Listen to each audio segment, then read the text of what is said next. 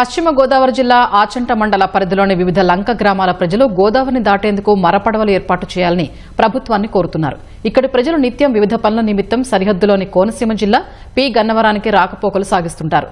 వరదల వేళ ప్రభుత్వ పరంగా మరపడవలు లేక ఏటా ఆర్థిక భారం భరించలేకపోతున్నామని లంక గ్రామాల ప్రజలు వాపోతున్నారు. గోదావరికి మధ్యలో ఉన్న పెదమల్లంక, ఆనగార్లంక, కోడేరులంక, మర్రిమూల, అయోధ్యలంక వాసులు సొంతంగా మరపడవలు ఏర్పాటు చేసుకుని నిత్యం రేవులు దాటుతున్నట్లు చెబుతున్నారు. కోనసీమ జిల్లా అధికారులు అక్కడి లంక గ్రామాల వారికి పెట్టినట్లుగానే తమకు పడవలు, ఇతర సౌకర్యాలు ఏర్పాటు చేయాలని కోరుతున్నారు. సొంత డబ్బులు వేసుకుని కొనుక్కుని రేవు బోటు దాటించుకుంటున్నాం, జీతాలు కట్టించి. ఈ మధ్య గోదావరి వచ్చినప్పుడు కొంచెం ఇబ్బందికరంగా ఉంటుంది.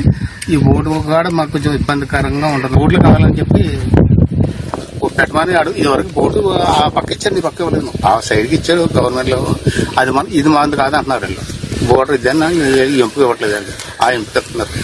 బోటు ఖరీదు దాదాపు 3 లక్షలు 4 లక్షల రూపాయలు ఖరీదు ఉంటుంది. దానికి ఐలి గట్ట పోసి మరమొదలు కూడా పెట్టుకుని బోటు దాటించి పొరలు పెట్టుకుంటారు.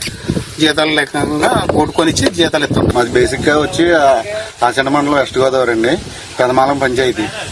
అయితే మీరు సొంతంగానే తిప్పుకున్న గ్రామస్తులందరూ సందలు వేసుకుని 10 సంవత్సరాల కింద బోటు కొనుక్కున్నామండి.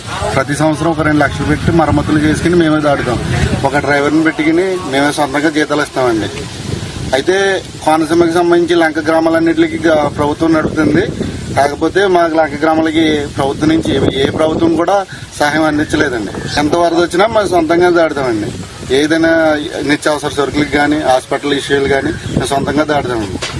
పర్ పర్సన్ వచ్చి ఒక్కొక్కరికి 600 అండి జీతం డ్రైవర్కి.